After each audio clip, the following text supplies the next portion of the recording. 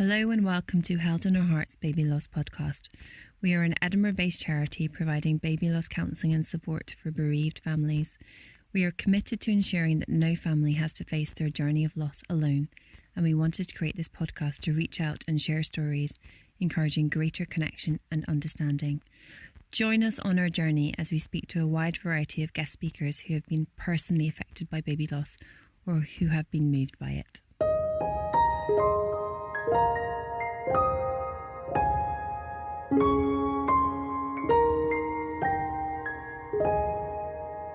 Hello, and welcome to episode 2 of our podcast. My name is Nicola, and today I had the great pleasure of speaking with Rebecca Rooney. Rebecca is mum to Charlotte, who sadly died on the 5th of April 2018. She works with the NatWest Group in security technology, and today we talked about her return to work after the loss of her daughter. We also covered how a phased return helped her slowly readjust back to work and what helped and hindered her when she was back at work.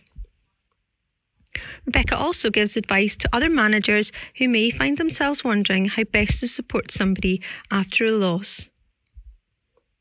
As always, if you or anyone you know has been affected by baby loss, please reach out to us at www.heldinourhearts.org.uk or email at info@heldinourhearts.org.uk.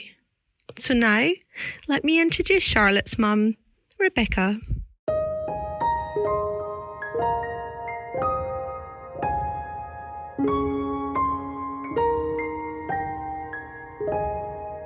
So welcome, Rebecca. We are delighted that you can join us for this podcast today. Hi, I'm glad to be here. Oh, brilliant. So this is all quite new to us, but I'm just really pleased that you can add your input and your voice. So I wonder if you can tell me a little bit about your experience, your baby. Yeah, sure. So I had a little girl. Her name was Charlotte. She was born on Thursday, the 5th of April, 2018 at 9:47 in the morning. She was 6 pounds 8 ounces. She looked tiny though. She was just, she's amazing. And she had pretty blonde hair like myself. And she had my wee tiny nose, my wee cute nose. You could see she looked like you then. She did, but she had Danny's lip, so you could definitely tell that she came from Danny too. And she had an absolute obsession with Ed Sheeran, Perfect, the song. Every time I played it, or to be fair, any kind of Ed Sheeran song, she just kind of went mental, started kicking. Really? So that always makes me smile when Ed Sheeran, yeah. I was just about to ask how you feel hearing that song now. I think at the start of it, just after we lost Charlotte, it was quite hard. I couldn't listen to it, but now it just brings a smile to my face when I want to just sit, or if I'm going through her things, I'll put some music on and I'll listen to Perfect. Yeah, just reminds me of her. It's her song, and she was perfect. So it's I love things like that when families can link whether it's songs or images or memories to their baby, because I think it helps make that connection. It's that kind of ongoing sort of bond, isn't it? Yeah, definitely. Yeah. And you spent some time with Charlotte? We did. So we spent the whole day with her. We got our families in to have a wee cuddle, and it was very emotional, like having to let go of her. You know, you didn't want to. That's just it. But I think it was 10:30, because I think they're called the cuddle cots, or the ones that. Yes. We had to go through like 2 or 3 of those because they kept breaking or malfunctioning. So by 10:30, it was kind of just like, I want to remember her how she is, and she was kind of deteriorating a little bit. So 10:30, we just kind of said our goodbyes and the last wee cuddle, and gave her our wee teddies and stuff. And the hardest thing, isn't it, ever? Yeah, it really is, and it was so strange as well, because you kind of just, logically, it's not going to happen, but you just kind of think, she's just going to wake up, it's going to be fine, this is just a bad dream. And it just obviously wasn't. But yeah. I think, like you say, that it's hard to describe, isn't it, how it feels to leave your baby. Nobody leaves a baby anywhere, and you feel the same love and pride for your baby, and to not bring them home with you. I think it's one of the things that only somebody else who's ever had to experience that can really understand. Yeah, definitely. And yeah, it's just a surreal feeling that, you kind of expect, because when you think of giving birth, you expect the baby cry, you expect the going home part, and then especially if you've not got much awareness of that actually happening, it's just kind of like, well, this isn't supposed to be happening. Yeah. Oh, just devastating. Yeah. But you got those memories, isn't it? Those cuddles in that time. It just fills you, lasts you a lifetime, doesn't it? That was it. Yeah. Oh, Yeah. she sounds absolutely perfect, like the song. And thank you for sharing her with us. And I know from being bereaved myself that then that journey home, it's like a start of almost like a new life again, isn't it? Because it's not where you were going or what you wanted. Mm-hmm. Yeah. And going home was like another hurdle, because obviously her room was all set up and everything was kind of at the door waiting for her coming home, like prams and the car seat, things like that. Everything was just kind of pink for her, and we kept it that way for a good while. Just that was our thinking Charlotte space. Yeah. Yeah. Yeah, so painful, because you had all these things waiting, like you say, in a lifetime that you wanted to spend with her, and all that was planned, isn't it? Yeah, definitely. It just kind of changes. It changes everything. Your outlook on life, the way you react to things, the way you think about things. It's just changes everything about you. Of course. Yeah. And one of the things, and why we're speaking today, is like today for Baby Loss Awareness Week, the focus is on bereavement in the workplace, and it's one of the many things that then you have to consider eventually, or for some not, but for many, they were maybe working and have to think about that. Do you remember that time for yourself where you thought, what do I do about my work? Or Yeah, so I was allowed to take my full maternity leave, which I'm sure a lot of employers give as well. But I worked for RBS, and yes, it was one of those fleeting moments where I think I should probably go back to work now. But then I just kind of stopped thinking about it. So it took a few times to be like, yeah, I need to go back to work, to finally just contact my manager and just say, Michelle, I want to come back to work. I need to come back to work. To keep a bit busy, I think, to not keep my mind off it, but to kind of distract me from feeling so sad all the time. I just wanted to keep busy, I guess. Yeah, I hear that from lots of families. I don't think anybody ever says, okay, now I'm ready for work. Because grief is so long, and it affects you so deeply and runs so deep for such a length of time that I think it's more or less like you've touched on, that perhaps families say, maybe I could think about that, or maybe I should, or for some, of course, there may be financial reasons and different reasons for having to return. Yeah. And so when did you contact your work, Rebecca, then? I can't remember. Sorry, excuse me. I can't remember exactly the time that I contacted my manager, but I did phone her, saying that I was considering coming back to work, just to give her a pre-warning. And then a couple of weeks later, I phoned my manager, Michelle, again, and says, look, yeah, I'm definitely coming back. Can you just start the paperwork to come back? And I think it was February I went back, if I remember correctly. And I just before the first year anniversary. Yeah. Take a sip. Frog in my throat. So it was just before the anniversary, and I phase returned it though, to make it a little bit easier to kind of return back to a little bit normality. Okay. Yeah.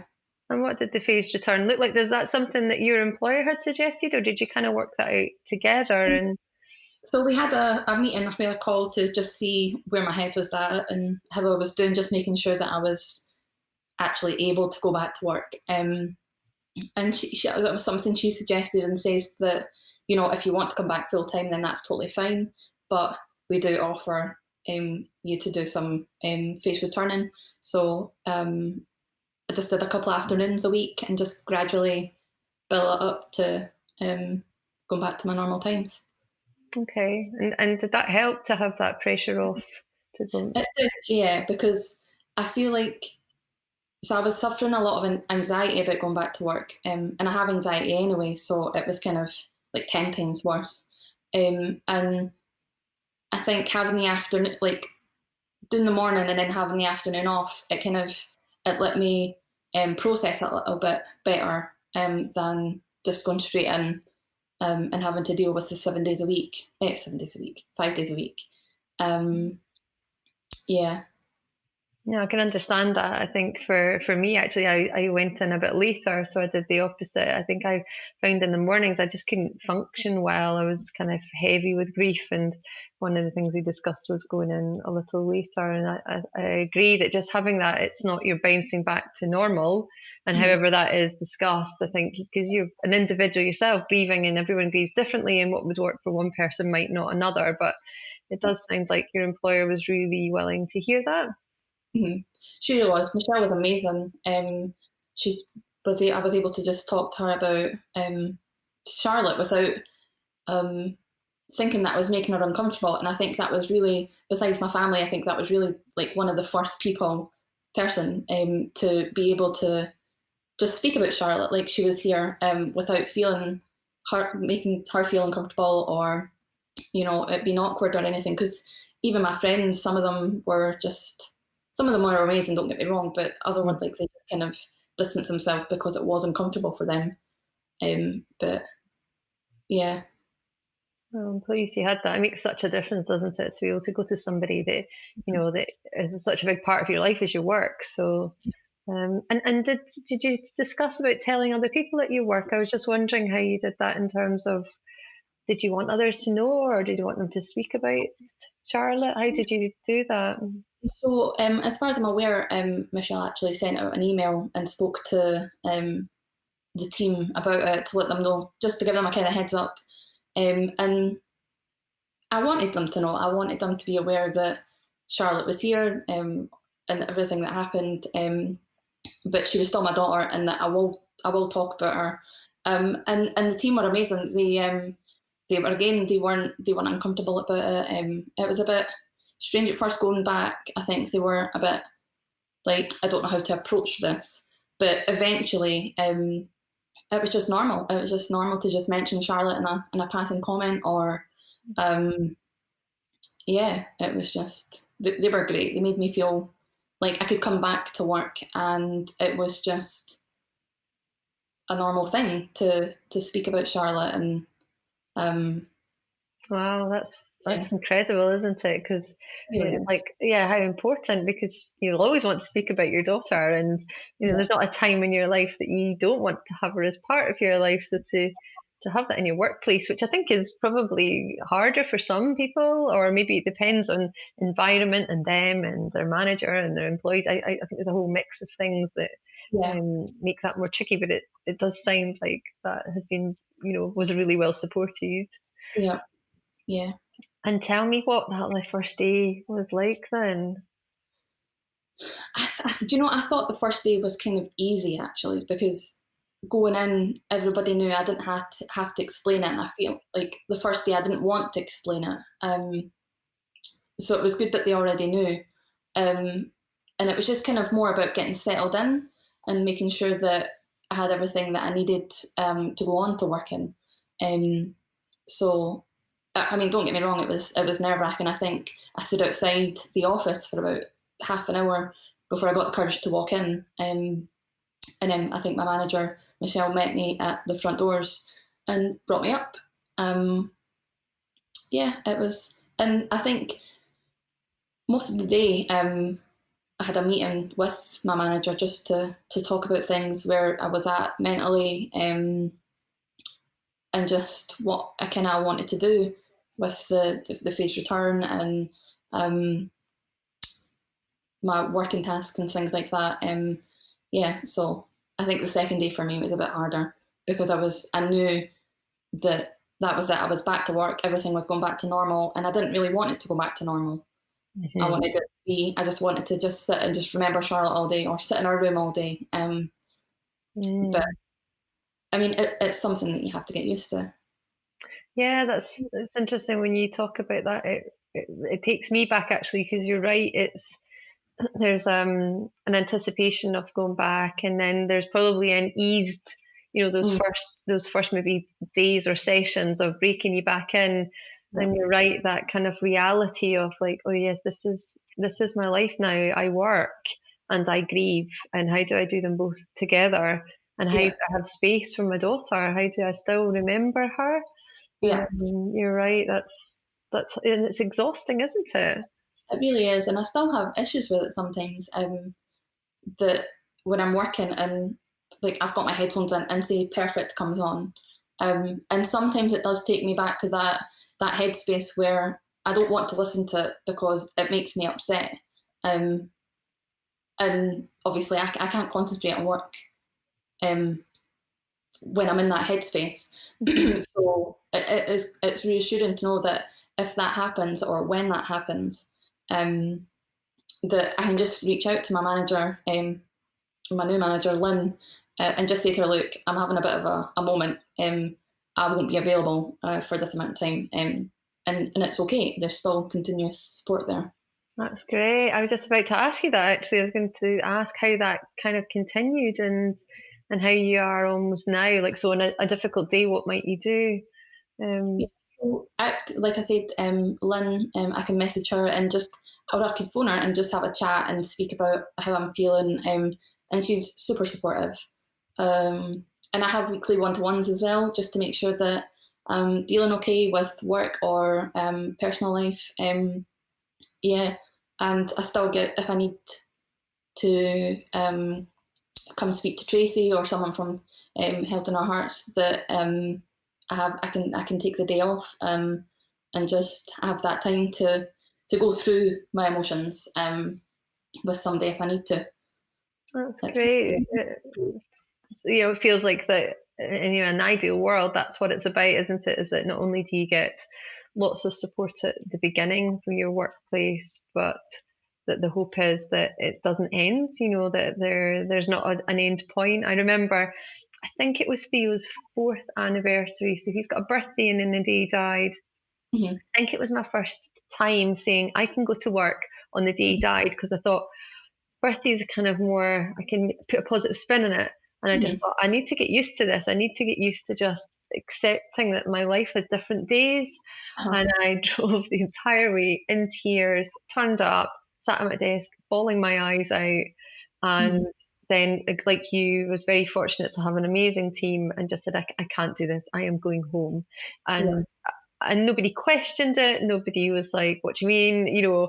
And I think you're right that you want an employer to understand that you're always going to grieve, and you don't know when other things in your life are going to come up, or when a bad day happens. I mean, that it's not as classic as Christmas, anniversary. Yes, these are difficult, but they can come I don't know. Do you find that sometimes? Yeah. I could wake up in an amazing mood, and then just at some point through the day, it could just hit me. It's kind of very random sometimes. It just or just a simple thing that can set you off. Like you've done 100 times, but you walk past, I don't know, the baby clothing section, or you're going past, I don't know, baby formula or something in the supermarket, and that can just hit you. And I feel like, I was saying this the other day, that I feel like sometimes I should be used to it now, because God, I can't even count how many times I've been in the supermarket and gone past it. But sometimes it's just like, wow, that hits you. It just hits you really hard. That's right. And it's like you say, it's just things that nobody else might consider, and at times that you're not aware, or maybe even at work. I don't know what your thoughts were about other people being pregnant or having babies. Did you have that around for you? So when I was pregnant, before we lost Charlotte, there was another woman in the office that was pregnant at the same time, and she was due just a little bit before me. And she actually went off before I went off. And so she wasn't aware of Charlotte and the situation. So when she came back, I didn't see her about the office for a bit, but we actually bumped into each other on a work night out. And she, rushed over and was like, "Oh, how's the baby?" Like, things like that. So she wasn't aware, which is fine. And I just kind of sat and explained to her, but not too much to the point where I didn't want her to feel guilty about coming up and saying that to me, because it actually made me feel really nice for someone to come over and ask. And there was another, a guy in my team, Kevin, him and his wife had a baby. And I thought that I would feel really, not jealous, but a bit envious. But I really wasn't. I was just really happy for them. And I think that was a really nice feeling for me as well, because I wouldn't wish anything like what we've gone through on anyone else, never. And yeah, it just made me feel really happy that the pregnancy had gone well and it was going well, and that the baby arrived safely and healthy. Yeah. Yeah, I think everybody parent at the heart, isn't it, of anything. It's like, I never want anyone ever to go through that, and the devastation when that happens. It can bring mixed experiences. I don't know about you, or mixed feelings about another pregnancy and others. So I find myself not feeling just instantaneous joy for every pregnancy or new baby, though, and I find that hard to begin with. It doesn't sit as difficult now. And because it was nothing I'd felt before, I only just felt joy about a baby arriving, and yet all of a sudden it was like, oh, that feels a bit different for me. It's quite a strange feeling not to, like you say, not to feel instantaneous joy for someone that's pregnant. But I think it's understandable at the same time not to. Yeah. Yeah. And I've heard of some workplaces, like, I guess there's a sensitivity around if somebody's newly pregnant or is bringing a baby in to show the team. We've heard of really good examples of workplaces, saying, getting a phone call with that person, or calling them in and just saying, like, how would you feel? You don't have to be there. Do you think that would help to just have that sort of little prior warning?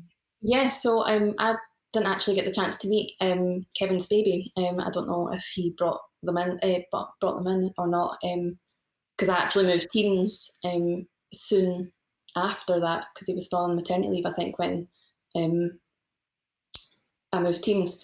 But I think that's important, because hearing about it and seeing them bringing in their new baby is completely different.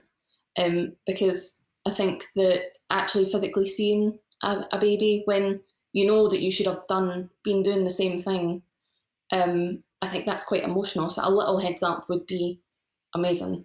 Yeah. Yeah, that's really helpful. You can decide yourself if you are in the mental headspace for that day or not. Yeah. Yeah, no, I agree. I think, hopefully the right thing to do would just be somebody in the team to consider that person's journey before, and just to give them that little maybe heads up, wouldn't it? Be kind of nice to prepare. I know I would have appreciated that.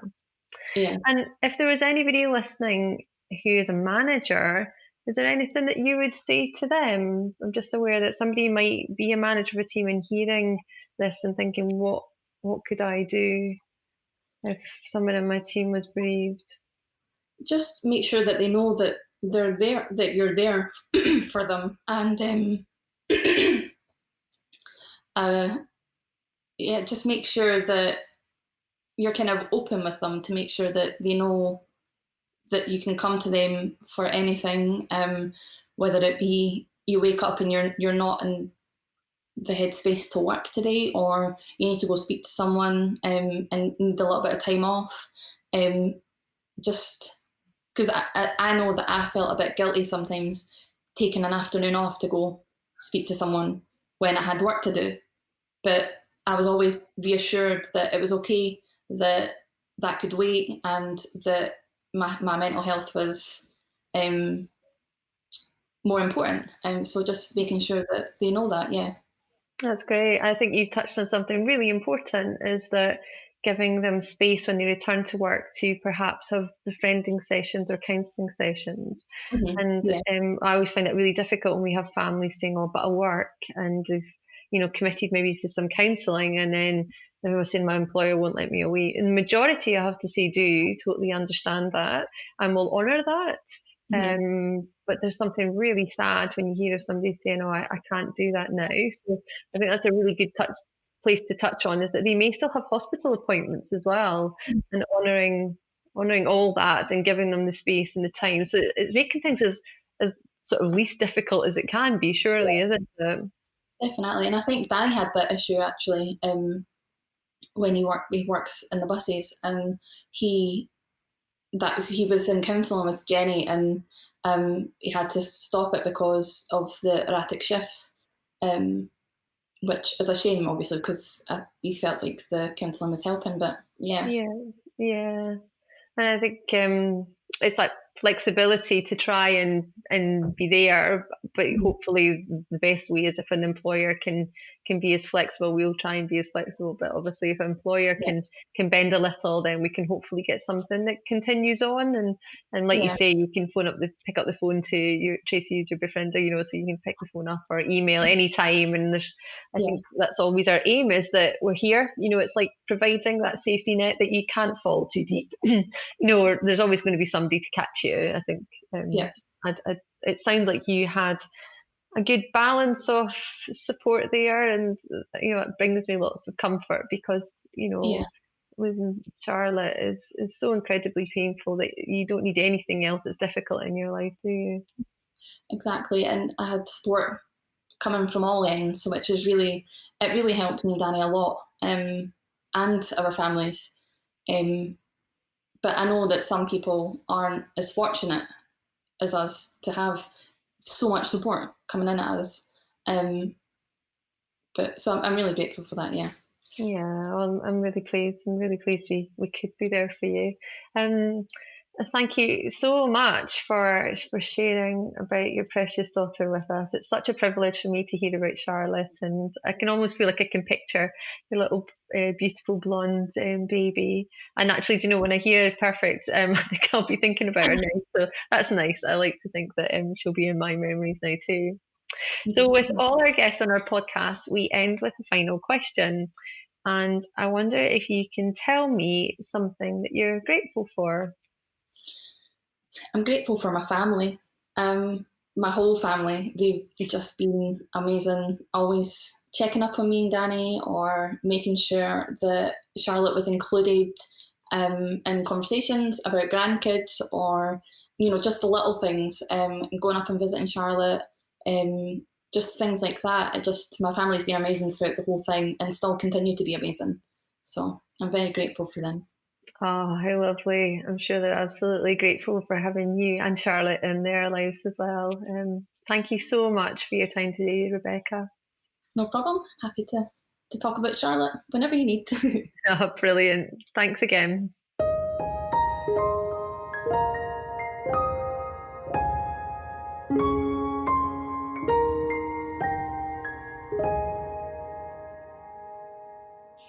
Thanks again to Rebecca. I hope our conversation today about bereavement in the workplace helped you, either as somebody returning to work after a loss, or maybe as an employer if you're supporting a staff member whose baby has died. It was a privilege to hear about Charlotte, and I'll think of her when I listen to Perfect by Ed Sheeran. As always, please remember you're not alone, and we're here to support you. Please visit www.heldinourhearts.org.uk or email info@heldinourhearts.org.uk. You can also find us on Facebook, Twitter and Instagram. This week is Baby Loss Awareness Week, so please support this and our stories by sharing with the hashtag BLAW2020. Please also consider joining us on the 15th of October for our Wave of Light at 7 o'clock. You can also have a personalised image made with your baby's name. This can be found on our Facebook page. Thank you for listening, and we hope you will join us next time.